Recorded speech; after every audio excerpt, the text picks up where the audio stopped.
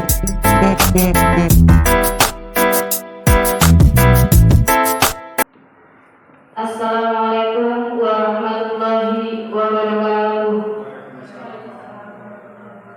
Kepada yang terhormat Kepala SD Negeri 1 Tuko Bapak Sumarwoto MPD, yang kami hormati para guru dan staf karyawan SD Negeri 1 Tuko.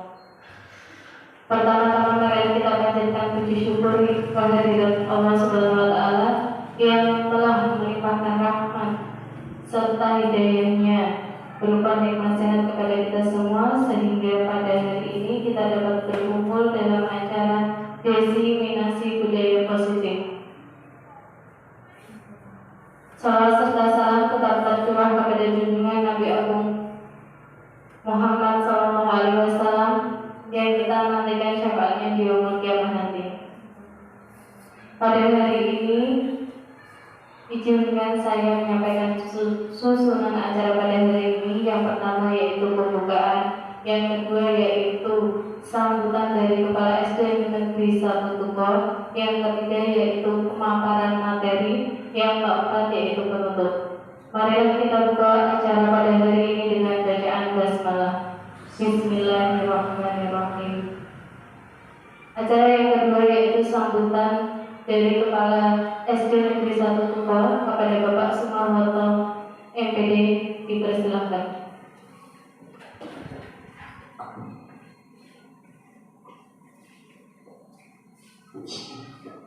Assalamualaikum warahmatullahi wabarakatuh.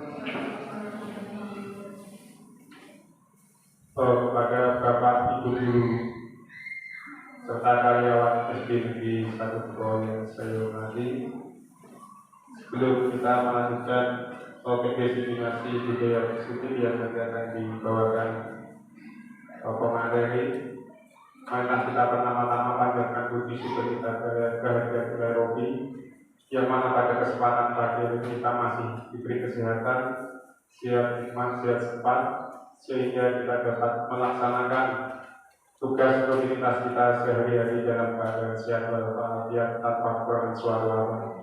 Yang kedua, salawat serta salam kita aturkan kepada junjungan Nabi Agung Muhammad SAW beserta keluarga dan sahabat-sahabatnya, yang mana kita harapkan syafaat-syafaatnya dari dunia sampai nanti kita ke zaman Allahumma amin. Bapak Ibu semua yang saya hormati, pada pagi hari ini kita semua menyampaikan atau ingin disampaikan kepada Ibu Sipa Mafiro yang mau membawakan atau diseminasi budaya positif, yang mana nanti kita bisa aplikasikan ke sekolah kita. Mungkin ada pembaruan yang membawa kemajuan di SD kita tercinta ini. Yang kedua, saya selaku kepala sekolah mengucapkan terima kasih atas kehadiran atau undangan yang kami berikan kemarin untuk mengikuti acara pada pagi hari ini. Kemudian apa yang disampaikan Ibu Sipa semoga bisa membawa perubahan-perubahan positif yang ada di SD Negeri 1 Tuko. Ya. Itu kurangnya kurang bijak kalau saya lebih panjang berkata-kata. Ya. Jadi saya cukup sampai ini. Assalamualaikum warahmatullahi wabarakatuh.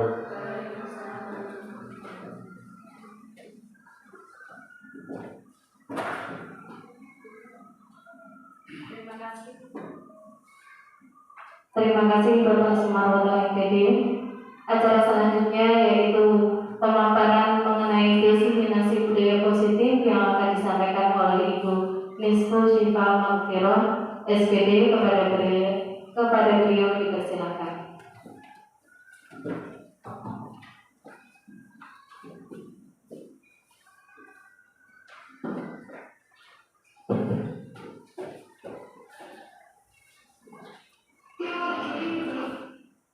Assalamualaikum Assalamualaikum warahmatullahi wabarakatuh. Pertama kepada Bapak Sumartoto MPG dan teman-teman guru SD Negeri 1 Tuko yang saya hormati. Kedua, salam kami saya haturkan kepada Junjungan Nabi Agung Muhammad SAW. Semoga kita mendapat syafaatnya di yaumul akhir nanti. Di sini langsung saja saya akan memaparkan aksi nyata modul 1.4 diseminasi budaya positif dari tugas guru penggerak angkatan 9. Fasilitator adalah Ibu Alfa Fitriana, pendamping praktik Ibu Novika Rias Kusumaningrum.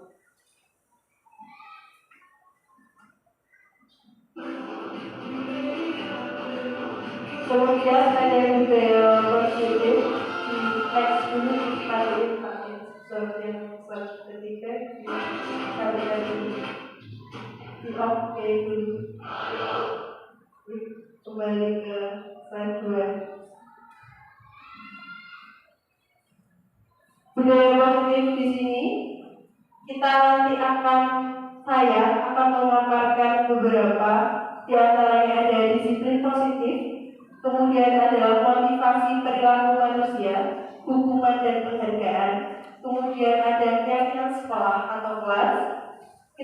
Keempat, ada 5 kebutuhan dasar manusia, kemudian ada posisi kontrol guru dan segitiga restitusi.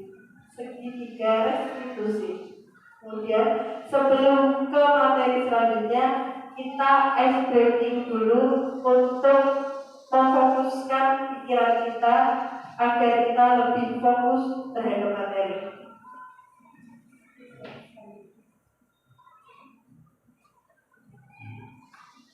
Sambil duduk bisa kita lihat ice breakingnya. Sambil dipraktekkan ya Bapak Ibu. Monggo duduk.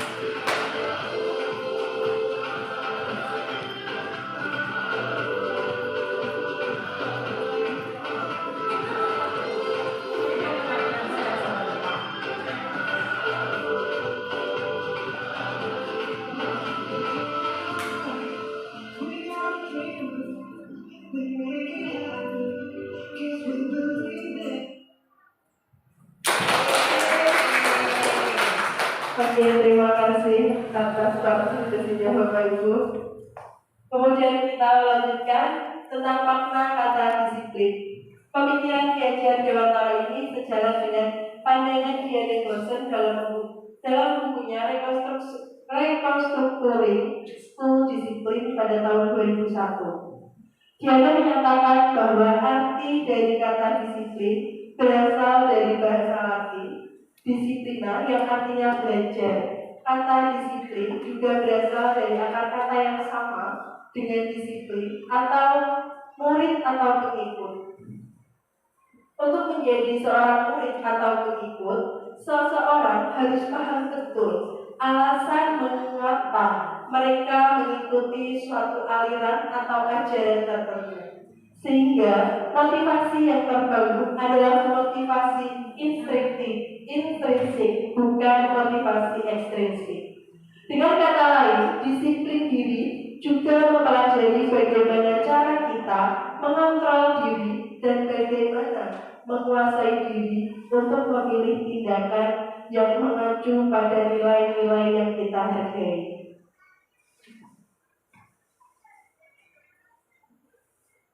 Masih sama menurut Diana Gosen dalam bukunya menyatakan ada 3 perilaku manusia. Yang pertama, untuk menghindari ketidaknyamanan atau hukuman. Ini adalah tingkatan terendah dari motivasi perilaku manusia. Motivasi ini bersifat eksternal. Jadi Bapak Ibu, banyak juga dari murid kita biasanya patuh terhadap diri kita yang juga sudah disampaikan Bapak Sumarwoto pada diseminasi sebelumnya, bahwa ilusi posisi kontrol. Jadi seakan-akan kita bisa mengontrol murid, tapi ternyata murid tersebutlah yang membiarkan kita mengontrol mereka. Karena biasanya mereka itu yaitu untuk menghindari ketidaknyamanan ataupun hukuman dari kita. Karena kita biasanya menerapkan peraturan yang ada di kelas ataupun di sekolah. Mereka hanya, aku mau ngerjain PR, soalnya kalau nggak dikerjakan dihukum. Jadi motivasi mereka mengerjakan PR itu masih ekstrinsik karena hukuman. Kemudian kedua, untuk mendapatkan imbalan atau penghargaan dari orang lain. Mereka juga melakukan sesuatu untuk mendapatkan hadiah, pengakuan, atau imbalan. Motivasi ini juga bersifat eksternal. Jadi selain hukuman, mereka terkadang juga melakukan tindakan di kelas ataupun di sekolah karena mereka ada iming-iming dari kita, seorang guru memberikan penghargaan. Seumpamanya ada yang mau maju, semuanya kalau ada yang mau maju, kita memberikan nilai yang bagus atau memberikan hadiah kepada mereka. Jadi mereka mau belajar atau menaati peraturan karena mendapat penghargaan atau hadiah dari kita.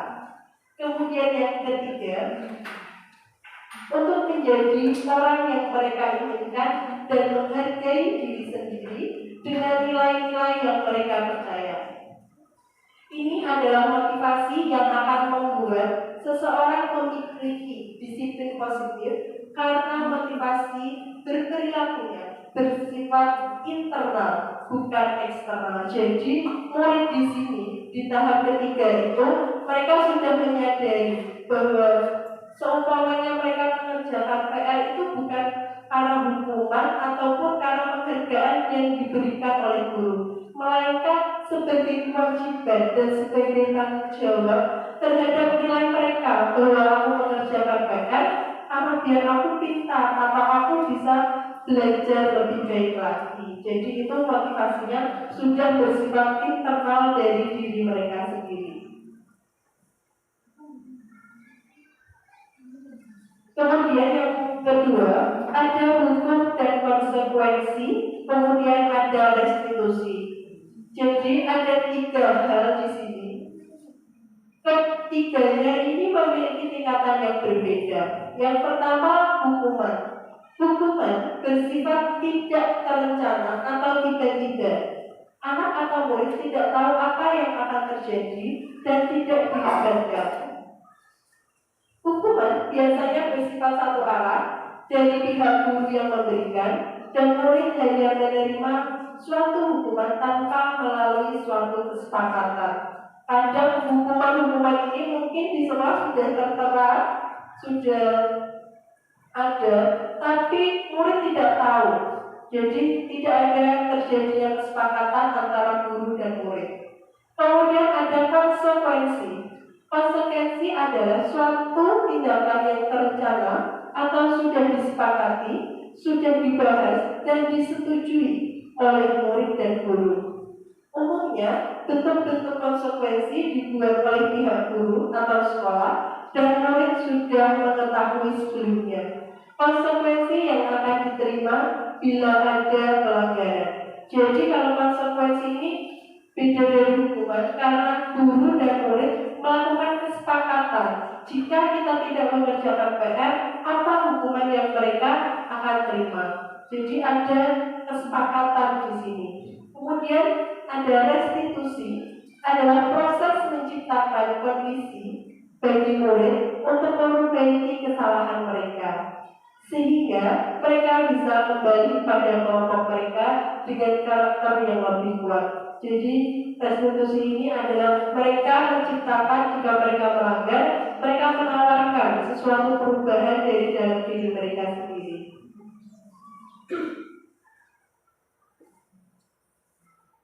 Kemudian ada pertanyaan, mengapa keyakinan kelas, mengapa tidak peraturan kelas saja?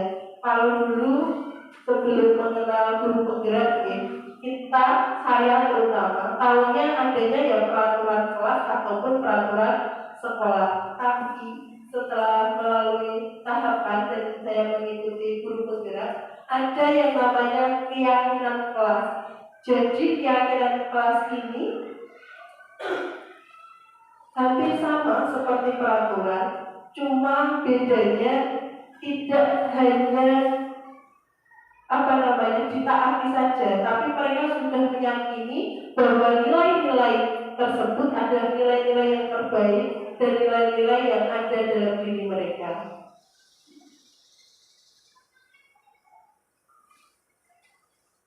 Di sini ada perbedaan antara peraturan kelas dengan keyakinan kelas. Peraturan kelas penting untuk menjaga disiplin, akan tetapi dibuat secara sepihak, tidak ada kesepakatan. Kemudian keyakinan kelas merupakan kesepakatan kelas yang diyakini bersama oleh guru dan murid selama proses pembelajaran.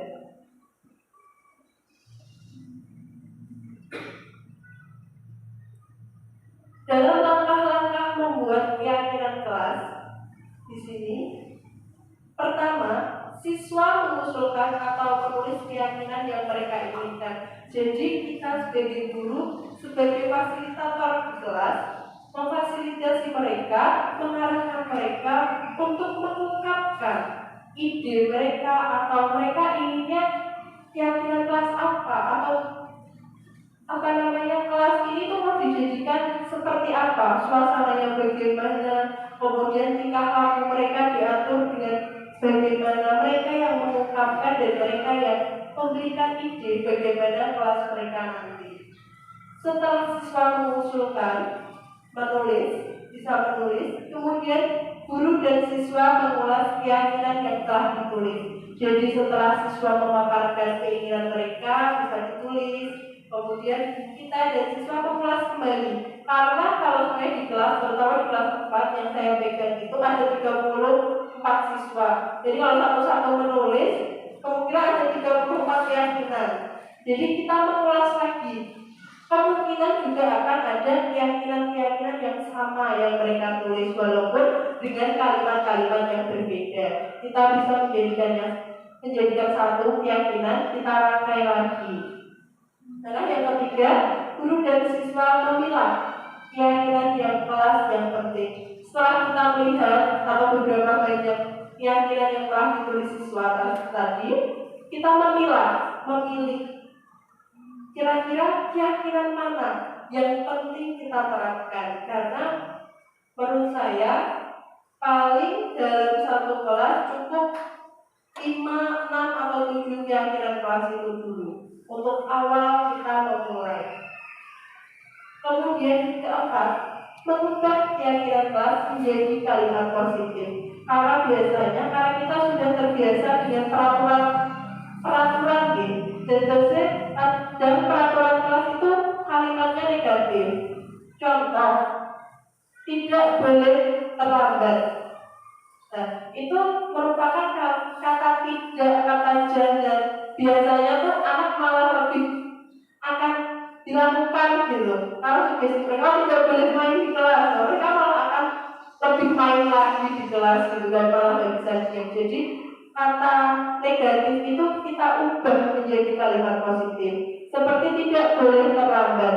Kita bisa mengganti keyakinan kelas tersebut menjadi datang tepat waktu. Jadi mereka akan meyakini bahwa datang tepat waktu itu lebih baik daripada tidak boleh terlambat. Kemudian nomor 5, mengecek dan menyepakati keyakinan kelas. Setelah kita mengubah keyakinan kelas, kita cek kembali. Kemudian kita sepakati bersama-sama dalam satu kelas, kira-kira keyakinan mana yang akan kita lakukan selama periode semester ini. Kenapa periode semester ini? Semester berikutnya kita bisa mengubah lagi atau mengecek lagi, mengevaluasi lagi. Jika ada keyakinan kelas yang sudah baik dilakukan, bisa kita ganti dengan keyakinan yang lain. Karena berarti kalau keyakinan itu sudah ada dalam diri anak tersebut, berarti tidak perlu kita tulis lagi atau tidak perlu kita sepakati lagi, karena mereka sudah tertanam dalam diri mereka sendiri.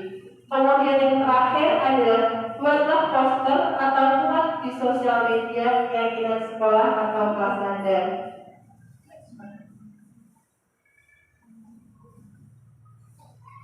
Contoh yang sudah saya terapkan kemarin di kelas, mereka menuliskan keyakinan di kertas, kemudian mereka menempelkannya.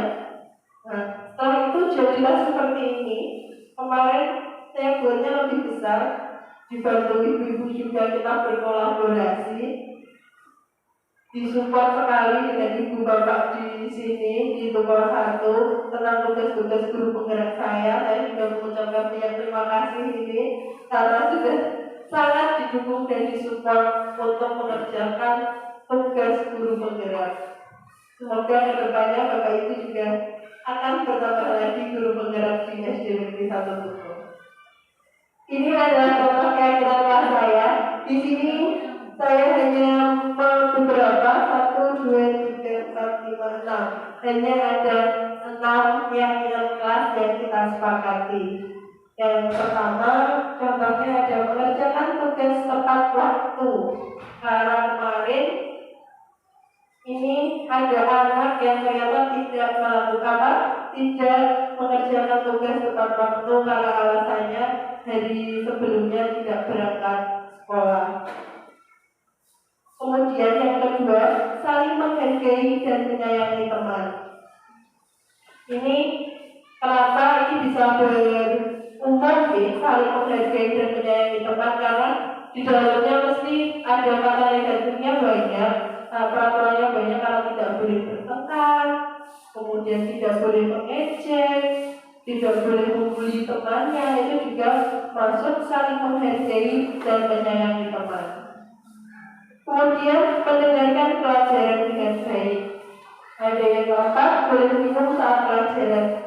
Ini disepakati karena cuaca sekarang ini sangat panas sekali ya Bapak Ibu. Di kelas itu anak-anak kadang tidak betah kipas gitu. Nah, kalau kipas itu akhirnya bawa sendiri-sendiri. Kemudian karena cuaca yang panas, mereka minta izin minum saat pelajaran. Mungkin baru, karena biasanya kalau di kelasnya tidak boleh makan, tidak boleh minum. Tapi di kelas saya ini akhirnya saya boleh minum, tapi tetap tidak boleh makan. Makan tetap di jam istirahat. Kemudian selanjutnya ada berpakaian rapi.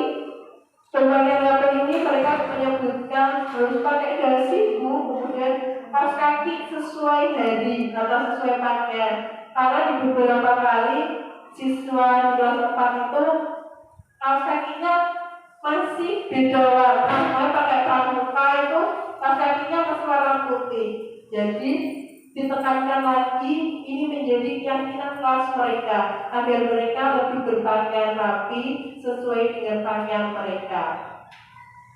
Kemudian ada sepatu hitam, karena biasanya kalau anak kecil ibu mereka tuh kalau sepatunya masih muat, sepatunya masih warna-warni seperti itu masih dipakai sampai sekarang, padahal sudah kelas 4. Jadi kita juga sepakati juga keyakinan kelas di kelas 4 itu sepatu harus hitam. Kemudian yang terakhir adalah menjaga kebersihan kelas, karena memang di kelas 4 itu banyak siswanya, anak yang namanya anak-anak, sehingga kebersihan kelas itu harus kita sepakati berulang-ulang. Walaupun disuruh membuang sampah pada tempatnya, itu ternyata juga masih ada 1-2 anak yang masih kadang ditaruh laci. Jadi memang di bawah itu bersih, tapi ternyata lacinya itu banyak sampah kertas terutama. Itu Bapak Ibu tentang keyakinan kelas yang sudah saya buat di kelas 4. Semoga bisa menjadi motivasi Bapak Ibu untuk dijadikan di kelasnya masing-masing.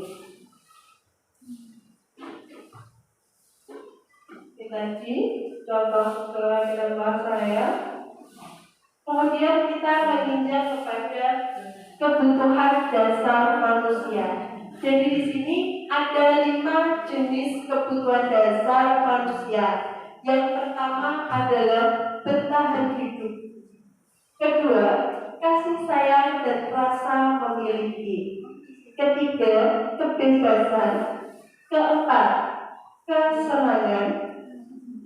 Dan yang kelima, penguasaan. Anak-anak juga manusia yang tentunya mereka harus memenuhi kebutuhan dasar mereka. Kebutuhan dasar inilah yang harus kita perhatikan di kelas Bapak Ibu, karena jika salah satu kebebasan ini mereka tidak penuhi, itu akan berdampak pada perilaku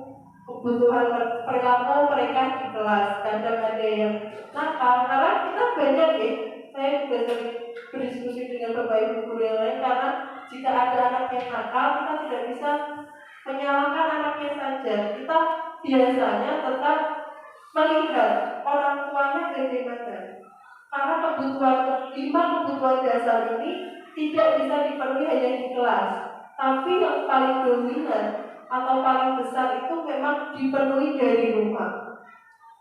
Bertahan hidup, kemudian terutama kebutuhan dasar kasih sayang dan rasa memiliki, karena banyak anak-anak yang memang sedikit aktif di kelas atau sedikit mencari perhatian, biasanya memang mereka kurang kasih sayang di rumah. Kemudian kebebasan, ada juga anak yang kebebasan ini, kebutuhan bebasnya mereka ini ditekan, sehingga mereka merasa di satu titik itu malah akan memberontaknya lebih banyak daripada biasanya, atau lebih melakukan hal-hal yang negatif. Kemudian kesenangan, anak-anak juga jika kesenangannya tidak diberikan, mereka juga akan bertindak ya, mencari lebih kesenangan atau mencari perhatian lebih, bermain jam istirahat. Kalau mereka jam istirahat kurang, juga kadang mereka tidak bisa melampiaskan emosi mereka. Mereka di kelas juga tidak bisa fokus memperhatikan pelajaran.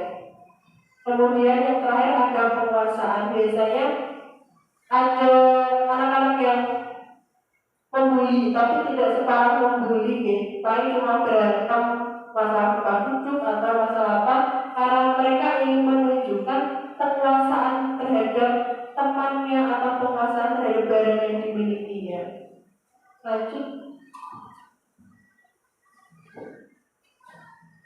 Kemudian ada 5 posisi kontrol restitusi. Yang pertama, penghukum. Kedua, pembuat merasa bersalah. Keempat, teman. Keempat, pemantau. Dan kelima, manajer. Di sini saat mendapatkan materi ini di guru penggerak, Banyak introspeksi yang saya lakukan, terutama posisi kontrol kita sebagai guru ya. Karena saya menyadari dan mengakui, mungkin saya masih jadi penghukum kadang di kelas. Karena apa? Mereka ya tadi masih menerapkan penghukuman atau sebenarnya mereka melakukan kesalahan atau melakukan tindakan yang memang tidak sesuai dengan peraturan atau keyakinan kelas. Saya masih bersifat penghukum atau menghukum mereka. Kemudian yang kedua, membuat rasa bersalah. Ini juga kadang dan masih saya lakukan, membuat mereka merasa bersalah gitu. Paling baik mungkin yang saya lakukan adalah bersifat sebagai posisi kontrol saya kepada murid adalah sebagai teman, belum bisa kelima sebagai manajer. Nah, posisi sebagai manajer itu bagaimana akan kita ulas satu persatu. Next, Pak. Penghukum. Seorang penghukum bisa biasanya menggunakan hukuman fisik maupun verbal. Orang-orang yang menjalankan posisi penghukum senantiasa mengatakan bahwa sekolah memerlukan sistem atau alat yang dapat lebih menekan murid-murid lebih dalam lagi. Guru-guru yang menerapkan posisi penghukum akan berkata, patuhi aturan saya atau awas. Jadi awas, nanti saya hukum, awas, nanti nilainya jelek, awas dan lain-lain. Itu biasanya kata-kata seorang penghukum. Kemudian kamu selalu saja salah. Jadi kita langsung menjudgment anak bahwa anak itu salah tanpa kita tahu alasan mereka melakukan hal tersebut. Hasilnya kemungkinan murid marah dan mendendam atau bersifat agresif. Bisa jadi sesudah kembali, biasanya murid tersebut akan lebih melampiaskannya itu biasanya dengan mencoret bukunya atau mejanya. Lebih buruk lagi sepulang sekolah, murid melihat motor atau mobil bapak ibu guru akan menggores kendaraan tersebut dengan paku. Tapi kalau untuk anak SD kemungkinan yang terakhir itu jarang dilakukan. Tapi kalau untuk anak dewasa SMP SMA kemungkinan ini bisa terjadi. Karena apa? Mereka saat dihukum mungkin gak berani melawan kita, tapi setelah kita hukum, setelahnya itu mereka jadi anak yang pendendam. Mungkin di depan kita baik atau menerapkan peraturan kita, tapi setelah itu mereka menyimpan dendam di hati mereka sehingga mereka melakukan hal-hal yang lebih agresif.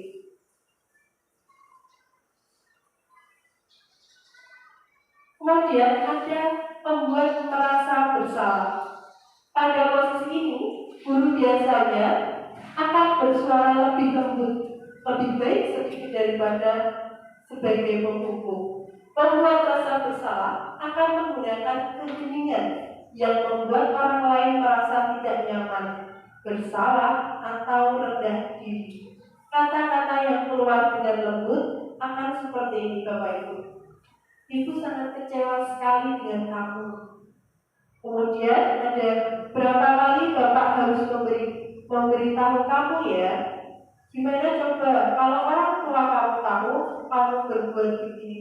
Jadi kita menerapkan anak itu biar rasanya tuh bersalah terhadap sesuatu yang mereka lakukan tadi. Jadi kita membuat anak itu seakan-akan salah sekali. Dan di sini biasanya guru juga masih belum tanya kenapa mereka melakukan seperti itu atau alasannya. Hasilnya murid akan merasa bersalah telah mengecewakan ibu atau bapak gurunya. Murid akan merasa menjadi orang yang gagal dan tidak sanggup membahagiakan orang lain. Kadang-kala sikap seperti ini lebih berbahaya dari sikap penghukum, karena emosi akan tertanam rapat di dalam. Murid menahan perasaannya, tidak seperti murid dengan guru penghukum, di mana murid bisa menumpahkan amarahnya walaupun dengan cara negatif. Murid tertekan seperti inilah dan tiba-tiba bisa meletus amarahnya dan bisa menyakiti diri sendiri atau orang lain. Jadi membuat merasa bersalah ini mungkin bagusnya adalah anak merasa bersalah tentang apa yang dilakukan, tapi juga afternya, setelahnya itu kadang jika anak emosinya beda, kalau setiap anak kan memiliki emosi atau penerimaan yang berbeda-beda, mereka bisa lebih kecewa atau mereka merasa gagal dan mereka akhirnya tambah minder atau tambah tidak percaya diri terhadap dirinya sendiri. Mungkin dia tidak akan melakukan kesalahan yang sama, tapi mentalnya, kalau netizen sekarang kan mental illness-nya atau sekarang itu mental health-nya gitu, lebih mentalnya gitu. Kalau zaman dulu kan tidak ya, kalau kita sebagai seorang murid itu ya, karena zamannya berbeda, kodrat alam dan kodrat zamannya memang sudah berbeda. Jadi kadang-kala sikap ini lebih berbahaya. Kalau tadi di buku, murid itu bisa melampiaskan amarah mereka, walaupun negatif ya, mencoret-coret tembok, mencoret buku atau dan lain sebagainya, atau bahkan bisa melampiaskan amarahnya kepada teman yang lain. Jadi teman yang lain nggak salah, mereka cari gara-gara sehingga berantem lah. Itu juga adalah sebagai imbas dari penghukuman. Kemudian yang ketiga, kontrol kita sebagai guru, sebagai teman, yaitu guru pada posisi ini tidak akan menyakiti murid, namun berupaya mengontrol murid melalui persuasi. Posisi teman pada guru bisa negatif ataupun positif. Positif di sini berupa hubungan baik yang terjalin antara guru dan murid. Guru di posisi teman menggunakan hubungan baik dan humor untuk mempengaruhi seseorang. Mereka akan berkata, "Ayo bantulah demi Bapak ya. Ayo ingat tidak bantuan Bapak selama ini. Ya sudah, kali ini tidak apa-apa, nanti Ibu bantu bereskan." Jadi di saat kita posisi kontrol sebagai teman, kita lebih friendly kepada murid-murid kita. Kita bisa ngajak ngobrol mereka juga positifnya bisa terbuka dengan kita. Tapi biasanya hasilnya murid akan merasa senang dan akrab dengan guru. Tapi hanya saja di sisi negatif, murid menjadi tergantung pada guru tersebut. Bila ada masalah, dia merasa bisa mengandalkan guru tersebut untuk membantunya. Kemudian menurut saya negatifnya juga biasanya dia hanya nurut dan bagus terhadap guru itu saja, yang mereka merasa bisa berteman dengan guru itu. Tapi dengan guru yang lain, mereka biasanya itu menunjukkan sikap yang berbeda. Jadinya mereka tuh kayak beda di pandangan satu guru ini, karena mungkin guru A ini sudah bisa menjadi temannya dan anak tersebut sudah percaya pada guru tersebut, sehingga sama guru yang lain itu dia belum percaya dan tidak merasa berteman, sehingga mereka itu di guru yang lain melakukan hal-hal negatif juga tanpa sepengetahuan guru yang mereka anggap sebagai teman. Kemudian posisi keempat kita sebagai posisi kontrol guru adalah memantau. Memantau berarti mengawasi. Pada saat kita mengawasi, kita bertanggung jawab atas perilaku orang-orang yang kita awasi. Posisi pemantau berdasarkan pada peraturan-peraturan dan konsekuensi. Dengan menggunakan sanksi atau konsekuensi, kita dapat memisahkan hubungan pribadi kita dengan murid. Sebagai seorang yang menjalankan posisi pemantau, pertanyaan yang diajukan sebagai seorang pemantau adalah, peraturan apa ya? Apa yang telah kamu lakukan? Kemudian sanksi atau konsekuensi apa? Biasanya guru di sini sebagai pemantau sudah tanya peraturan apa yang mereka langgar, kemudian sudah bertanya kepada murid tentang apa yang mereka lakukan. Jadi mereka sudah bisa mengeluarkan isi hati atau pikiran mereka. Hasilnya, murid memahami konsekuensi yang harus dijalankan karena telah melanggar salah satu peraturan sekolah. Guru tidak menunjukkan suatu emosi yang berlebih, menjadi marah atau membuat merasa bersalah.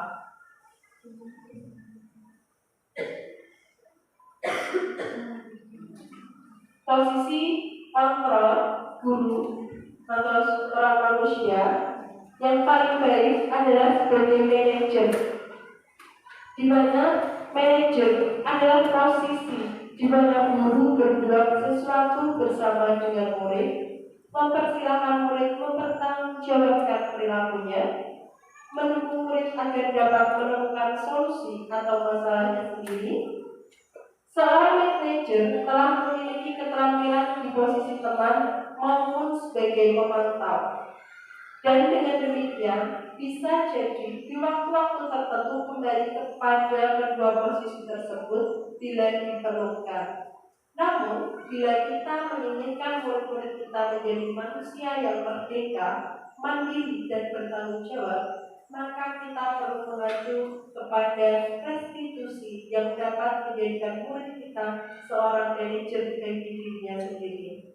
Kata-kata yang biasanya guru sebagai manajer adalah apa yang kita yakini, kembali kepada keyakinan kelas yang sudah dibuat. Jadi guru itu menanyakan keyakinan yang sudah kita sepakati. Kemudian apa kamu meyakininya? Kita menekankan lagi keyakinan yang sudah kita sepakati, apakah benar-benar diyakini kepada murid tersebut. Jika kamu meyakininya, apa kamu bersedia memperbaikinya? Jadi menawarkan perbaikan atas tindakannya. Kemudian jika kamu memperbaiki ini, hal ini menunjukkan apa tentang dirimu. Kemudian apa cara kamu untuk memperbaiki hal ini.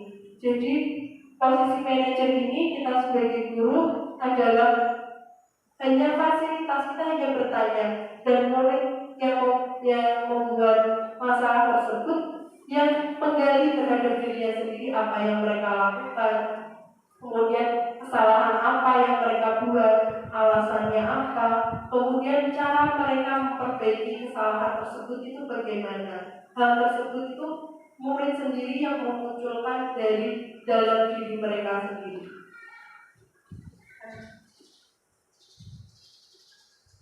Agar kita lebih paham mengenai 5 posisi kontrol, kita bisa melihat video berikut.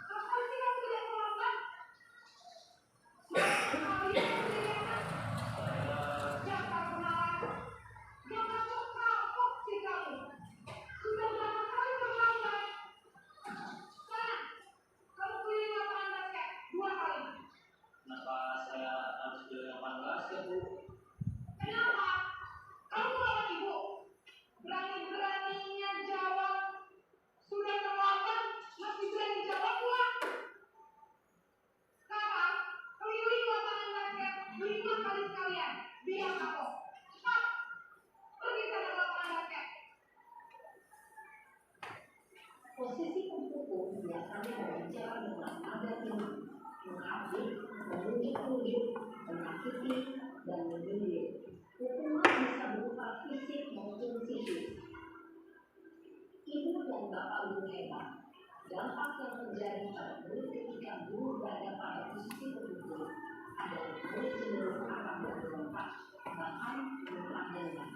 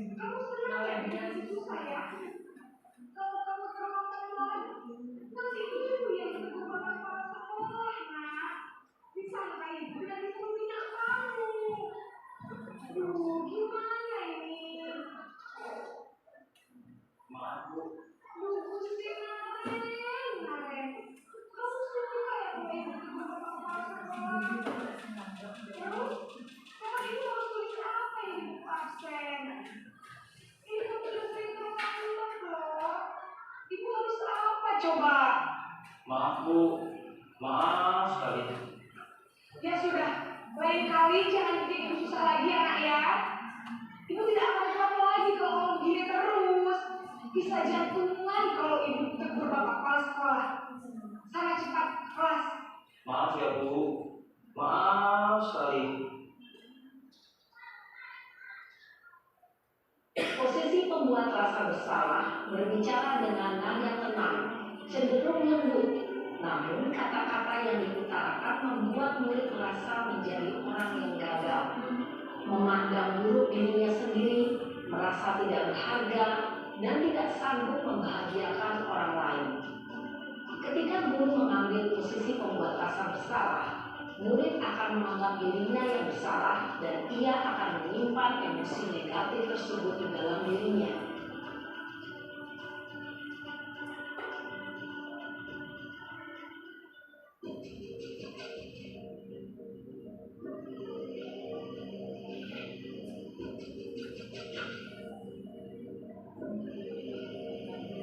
Nan!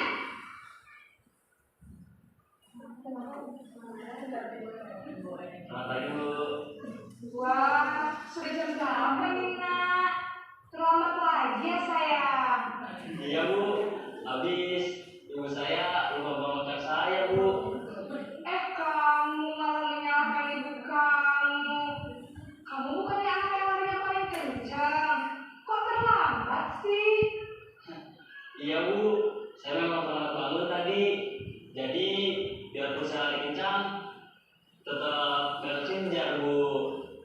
Ya sudah sana. Nanti lain kali larinya lebih kencang lagi ya. Biar gak terlambat lagi. Bikin seneng ibu. Demi ibu. Bisa kan? Bisa lah Bu. Ya sudah sana masuk kelas. Ibu beresin urusan absen kamu. Kamu ini ada-ada saja. Dalam posisi teman, guru berbicara dengan nada suara ramah, akrab, cenderung bersenda gurau untuk menjaga suasana tetap santai. Murid akan merasa senang, aman, dan akrab dengan guru. Identitas yang tercipta adalah identitas sukses atau berhasil. Namun, perlu diingat, karena ini masih dorongan eksternal, maka ada faktor ketergantungan dari murid kepada orang tertentu. Di sini guru aksennya, sehingga di lain waktu murid bisa berperilaku baik, namun hanya kepada orang-orang tertentu saja.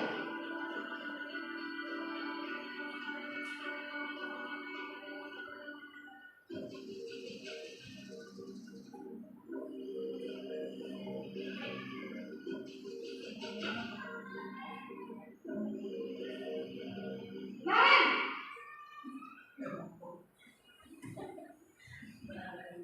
Selamat pagi Bu. Naren, apa peraturan sekolah kita tentang jam berapa kita harus masuk sekolah, Nan? Kita harus di sekolah jam 7 Bu. Iya betul, sekarang sudah jam 7.20. Naren sudah tahu konsekuensinya jika terlambat hadir.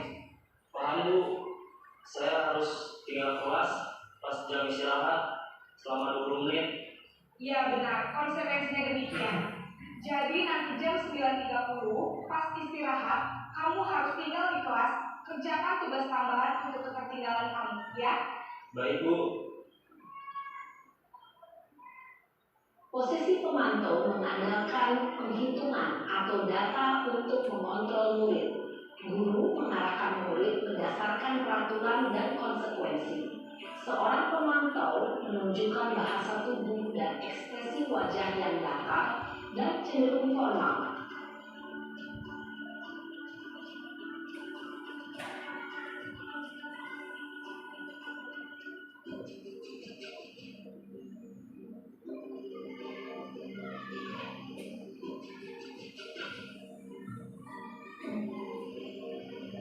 Naren!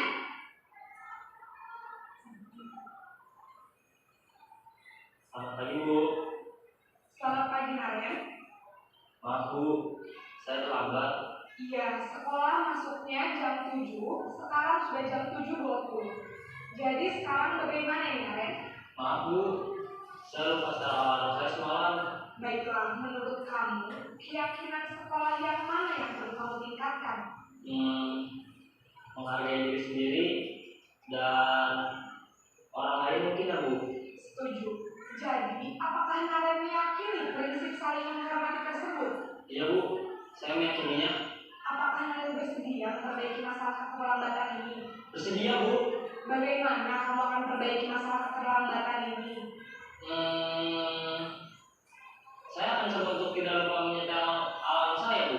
Baik, kalau Naren lupa menyetel alarm di rumah, ada orang yang kira-kira bisa bantu mengingatkan tidak? Ada, Bu. Kata saya, Kak Emma. Ada lagi selain Kak Emma? Selain Kak Emma, ada ibu saya. Baik, jadi yang mengingatkan Naren adalah Kak Emma dan ibu kamu ya? Kira-kira akan mulai setel alarm kapan nih Naren? Setelah pulang sekolah, akan segera saya lakukan. Baik, jadi Naren akan setel alarm untuk bangun besok pagi dan akan diingatkan oleh kakak dan ibu dan Naren ya. Ada lagi yang mungkin perlu dilakukan Naren agar tidak terlambat bangun lagi? Tidak ada, Bu. Baik Naren, terima kasih untuk kerjasama kamu. Sekarang kamu perlu kembali ke kelas untuk belajar. Baik, Bu. Terima kasih.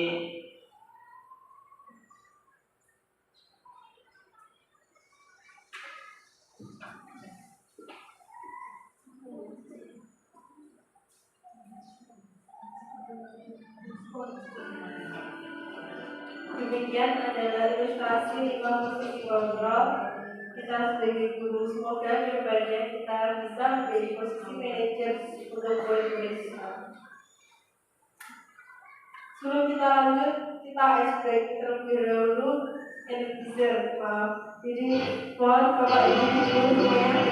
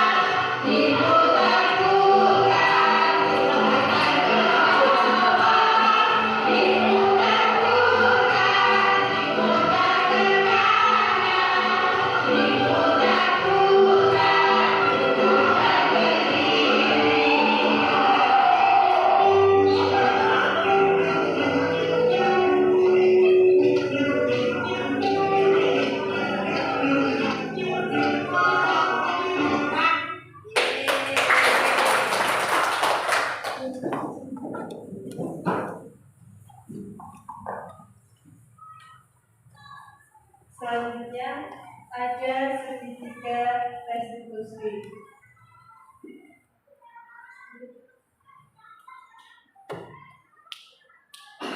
Sisi pertama dari segitiga restitusi adalah menstabilkan identitas, di mana anak yang melanggar peraturan karena sedang mencari perhatian adalah anak yang sedang mengalami kegagalan.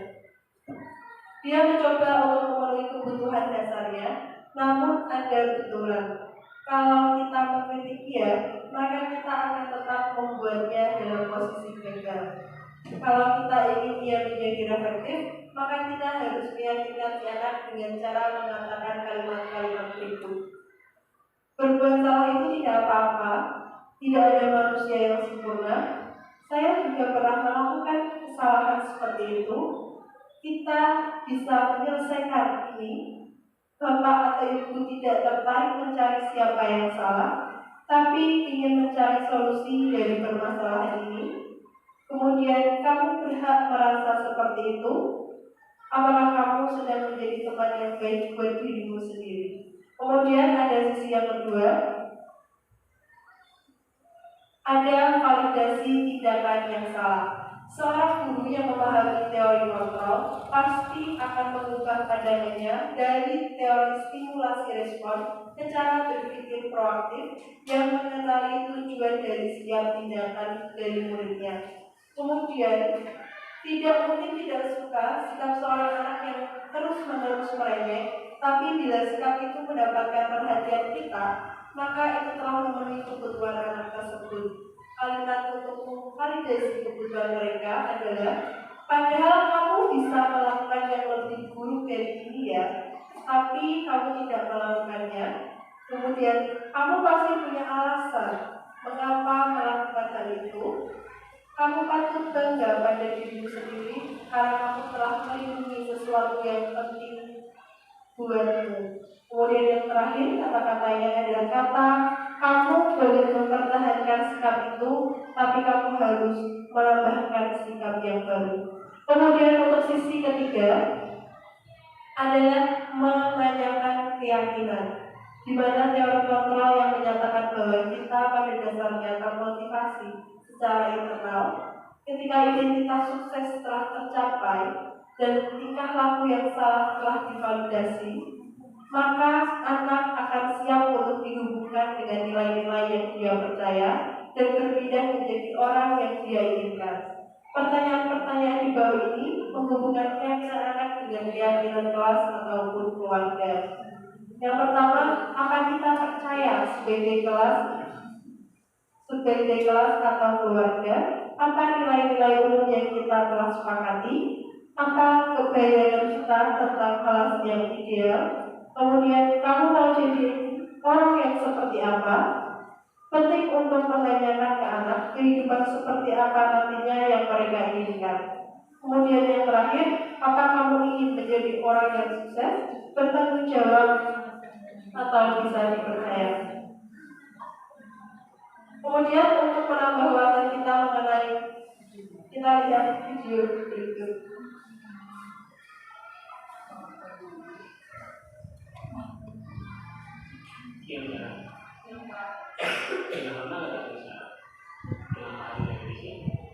Kesel pak, kesel banget.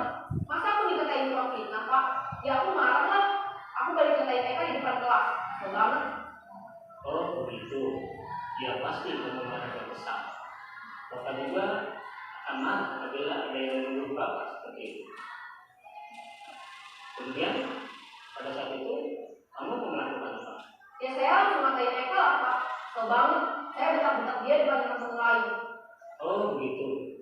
Pasti kamu melakukan seperti itu karena suatu alasan tertentu kan? Iyalah, masa saya diam saja pak? Ya saya bela diri lah. Masa saya dituduh tukang fitnah? Ya wajar lah. Mempertahankan harga diri itu sesuatu yang penting. Untung kamu tidak lebih kegagalan ya.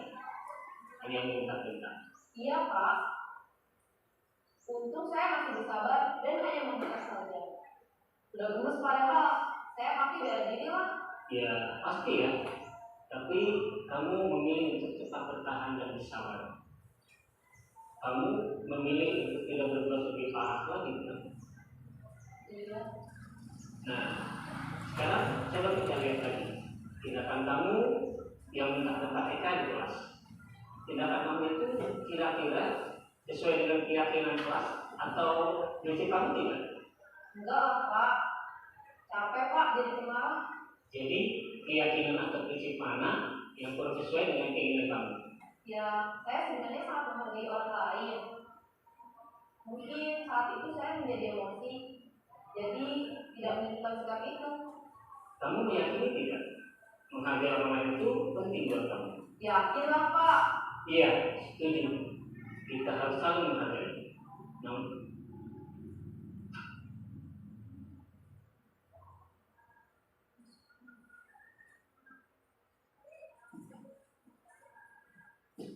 Itu video tentang segitiga restitusi, di mana kita yang pertama melakukan menstabilkan identitas murid kita, kemudian memvalidasi tindakan kesalahan mereka, dan yang terakhir adalah menanyakan keyakinan yang telah mereka lakukan.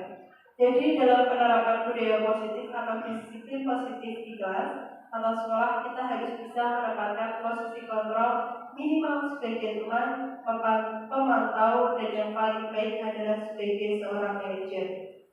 Kemudian yang terakhir, untuk mencapai posisi manajer tersebut, kita bisa menggunakan segitiga restitusi untuk mengatasi masalah murid atau saat kita menghadapi murid kita yang bermasalah. Dan yang terpenting, semua yang kita lakukan sesuai dengan kodrat alam dan jaga murid serta penghamba pada murid. Demikian dari saya pemaparan hari ini. Terima kasih banyak atas perhatian dan waktu yang Bapak Ibu berikan. Terima kasih. Wassalamualaikum warahmatullahi wabarakatuh.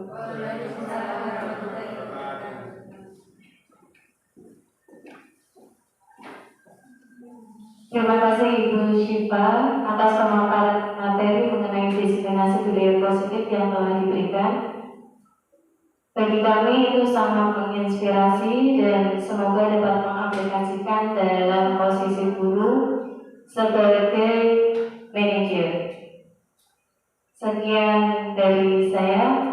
Sebelum ditutup, mari kita ucap hamdalah bersama-sama. Alhamdulillahirabbil alamin.